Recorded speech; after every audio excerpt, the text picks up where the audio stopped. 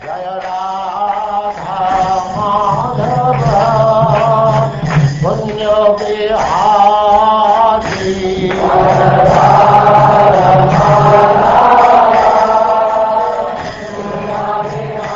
And now chapter 17, Lord Krishna's description of the Varnashram system.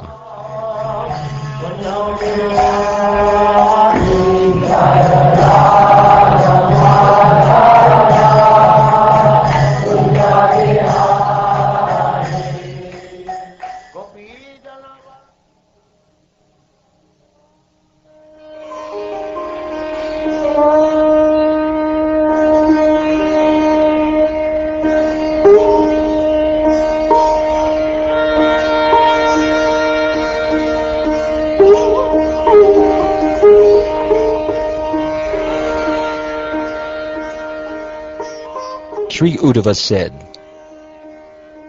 My dear Lord, previously you described the principles of devotional service that are to be practiced by followers of the Varnashram system, and even ordinary unregulated human beings. My dear lotus-eyed Lord, now please explain to me how all human beings can achieve loving service unto you by the execution of their prescribed duties. My dear Lord, O mighty armed one, previously, in your form of Lord Hamsa, you spoke to Lord Brahma those religious principles that bring supreme happiness to the practitioner. My dear Madhava, now much time has passed, and that which you previously instructed will soon practically cease to exist, O subduer of the enemy. My dear Lord Achyuta, there is no other speaker, creator, and protector of supreme religious principles other than your lordship, either on the earth or even in the assembly of Lord Brahma, where the personified Vedas reside. Thus, my dear Lord Madhusudana, when you, who are the very creator, protector, and speaker of spiritual knowledge, abandon the earth, who will again speak this lost knowledge? Therefore, my Lord, since you are the knower of all religious principles, please describe to me the human beings who may execute the path of loving service to you, and how such service is to be rendered.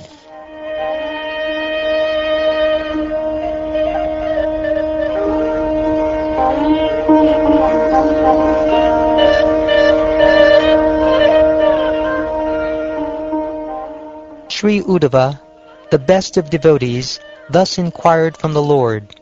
Hearing his question, the personality of Godhead, Sri Krishna, was pleased, and for the welfare of all conditioned souls, spoke those religious principles that are eternal. He said,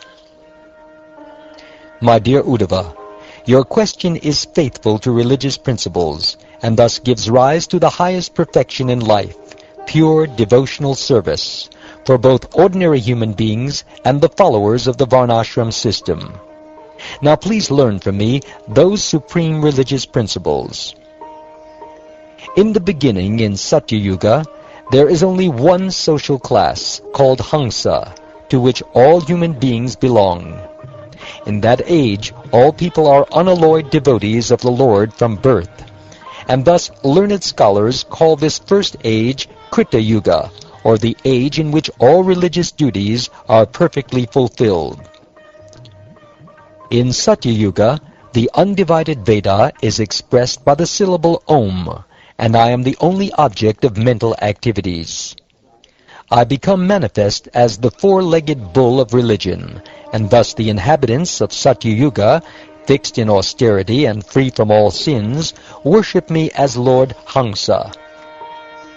O greatly fortunate one, at the beginning of Treta Yuga, Vedic knowledge appeared from my heart, which is the abode of the air of life in three divisions, as Rig, Sama, and Yajur. Then, from that knowledge, I appeared as threefold sacrifice. In Treta Yuga, the four social orders are manifested from the universal form of the personality of Godhead.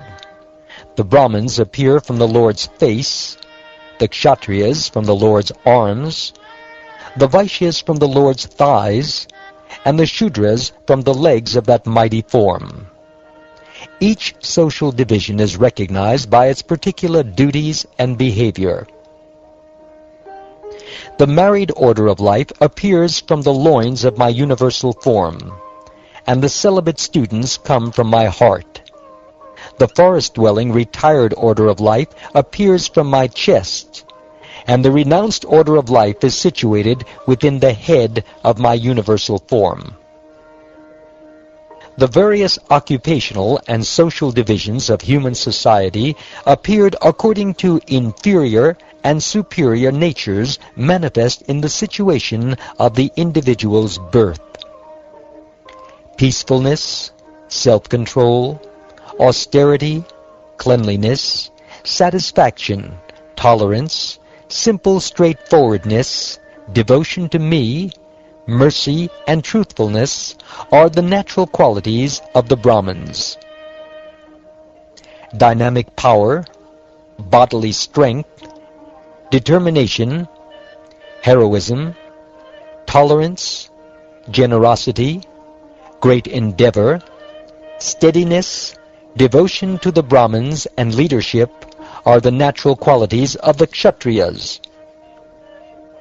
Faith in Vedic civilization, dedication to charity, freedom from hypocrisy, service to the Brahmins, and perpetually desiring to accumulate more money are the natural qualities of the Vaishyas. Service without duplicity to the Brahmins, cows, demigods, and other worshipable personalities, and complete satisfaction with whatever income is obtained in such service are the natural qualities of Shudras. Dirtiness, dishonesty, thievery, faithlessness, useless quarrel, lust, anger, and hankering constitute the nature of those in the lowest position outside the Varnashram system. Nonviolence, truthfulness, honesty, desire for the happiness and welfare of all others, and freedom from lust, anger, and greed constitute duties for all members of society.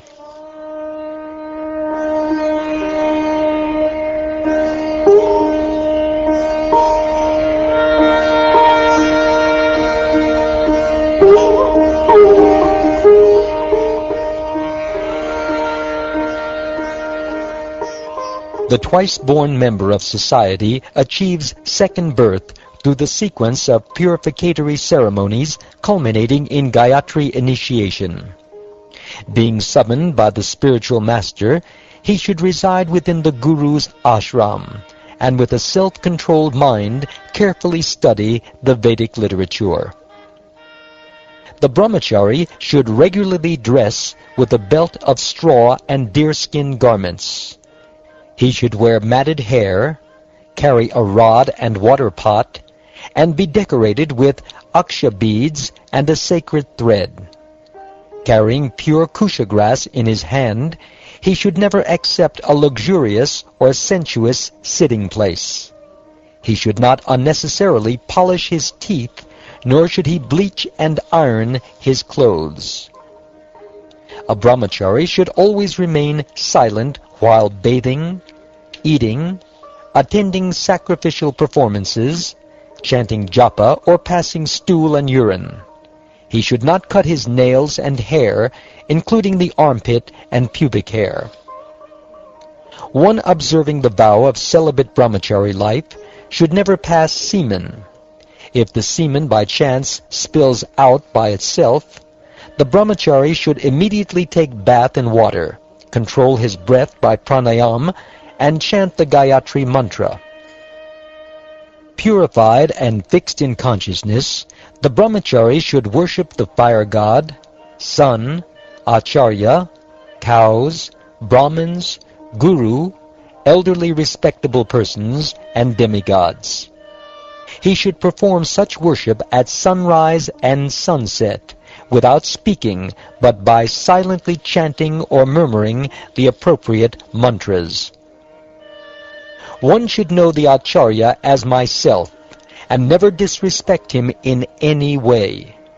One should not envy him, thinking him an ordinary man, for he is the representative of all the demigods.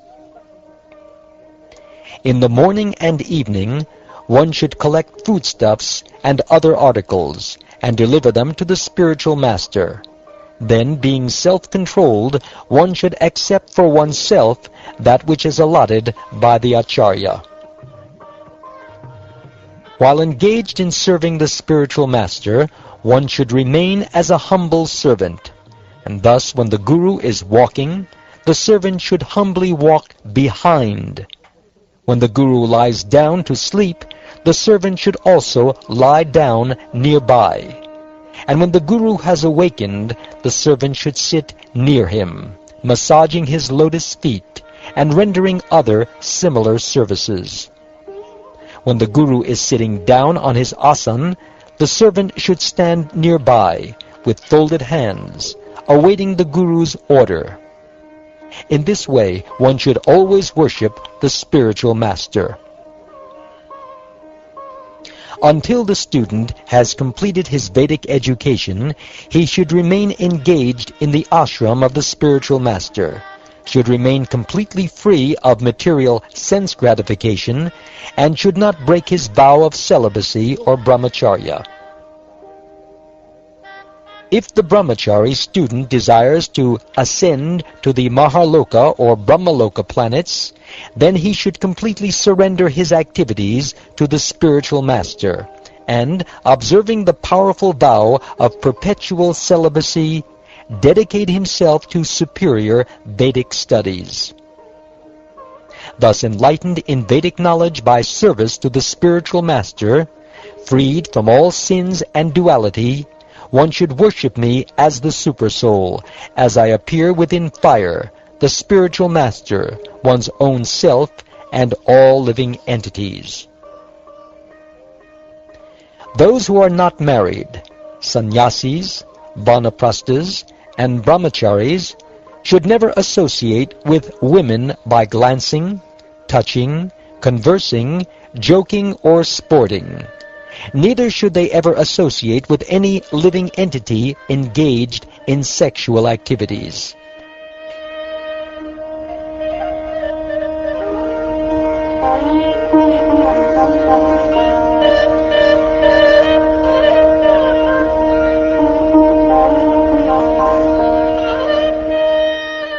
My dear Uddhava, general cleanliness, washing the hands, taking bath, performing religious services at sunrise, noon, and sunset, worshipping me, visiting holy places, chanting japa, avoiding that which is untouchable, unedible, or not to be discussed, and remembering my existence within all living entities as the Supersoul, together constitute principles to be followed by all members of society through regulation of the mind, words, and body. A Brahmin observing the great vow of celibacy becomes brilliant like fire, and by serious austerity burns to ashes the propensity to perform material activities. Free from the contamination of material desire, he becomes my devotee. A brahmachari who has completed his Vedic education and desires to enter household life should offer proper remuneration to the spiritual master, take bath, cut his hair, put on proper clothes, and so on, and taking permission from the Guru should go back to his home. A brahmachari desiring to fulfill his material desires should live at home with his family, and a householder who is eager to purify his consciousness should enter the forest, whereas a purified Brahmin should accept the renounced order of life. One who is not surrendered to me should move progressively from one ashram to another, never acting otherwise. One who desires to establish family life should marry a wife of his own caste, who is beyond reproach and younger in age. If one desires to accept many wives, he must marry them after the first marriage, and each wife should be of a successively lower caste. All twice-born men, Brahmins, Kshatriyas, and Vaishyas, must perform sacrifice, study the Vedic literature, and give charity. Only the Brahmins, however, accept charity, teach the Vedic knowledge, and perform sacrifice on behalf of others.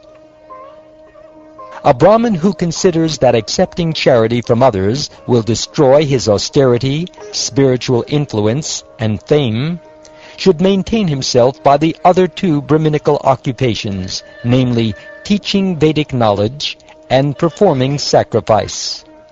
If the Brahmin considers that those two occupations also compromise his spiritual position, then he should collect rejected grains in agricultural fields and live without any dependence on others.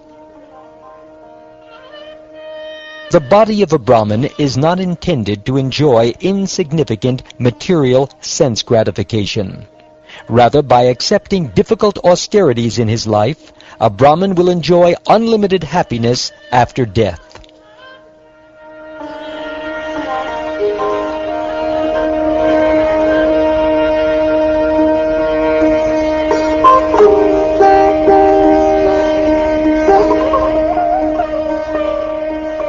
A Brahmin householder should remain satisfied in mind by gleaning rejected grains from agricultural fields and marketplaces.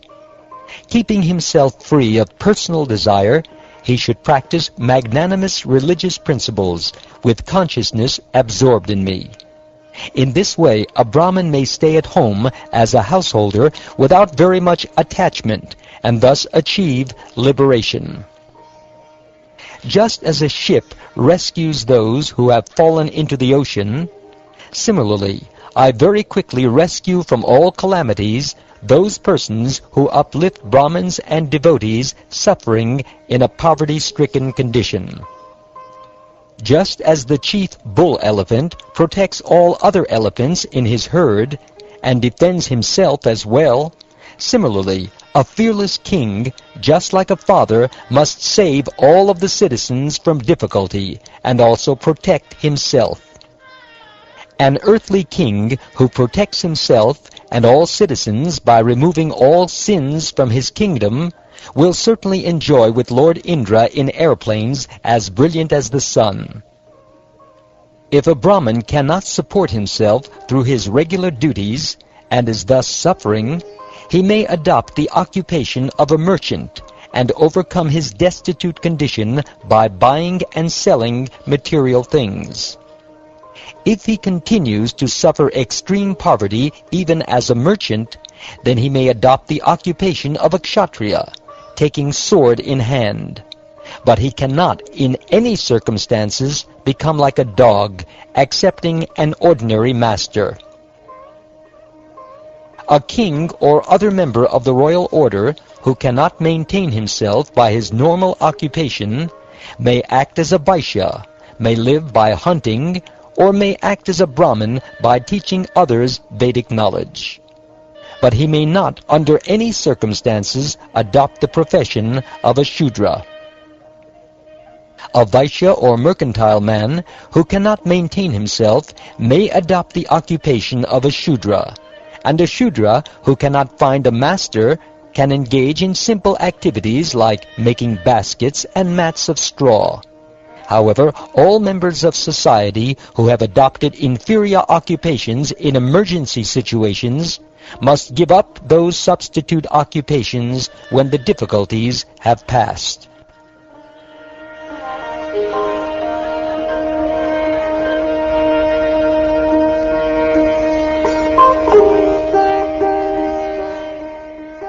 One in the Grahastha order of life should daily worship the sages by Vedic study, the forefathers by offering the mantra Svadha, the demigods by chanting Svaha, all living entities by offering shares of one's meals, and human beings by offering grains and water. Thus, considering the demigods, sages, forefathers, living entities, and human beings to be manifestations of my potency, one should daily perform these 5 sacrifices. A householder should comfortably maintain his dependence, either with money that comes of its own accord, or with that gathered by honest execution of one's duties. According to one's means, one should perform sacrifices and other religious ceremonies. A householder taking care of many dependent family members should not become materially attached to them, nor should he become mentally unbalanced, considering himself to be the Lord. An intelligent householder should see that all possible future happiness, just like that which he has already experienced, is temporary. The association of children, wife, relatives, and friends is just like the brief meeting of travelers. With each change of body, one is separated from all such associates, just as one loses the objects one possesses in a dream when the dream is over. Deeply considering the actual situation, a liberated soul should live at home just like a guest, without any sense of proprietorship or false ego. In this way, he will not be bound or entangled by domestic affairs. A householder devotee who worships me by execution of his family duties may remain at home, go to a holy place, or, having a responsible son, may take sannyas. But a householder whose mind is attached to his home, and who is thus disturbed by ardent desires to enjoy his money and children, who is lusty after women, who is possessed of a miserly mentality, and who unintelligently thinks, "Everything is mine, and I am everything," is certainly bound in illusion. He may think, "Oh, my poor elderly parents, and my wife with a mere infant in her arms, and my other young children. Without me, they have absolutely no one to protect them, and will suffer unbearably. How can my poor relatives possibly live without me?" Thus, because of his foolish mentality, a householder whose heart is overwhelmed by family attachment is never satisfied. Constantly meditating on his relatives, he dies and enters into the darkness of ignorance.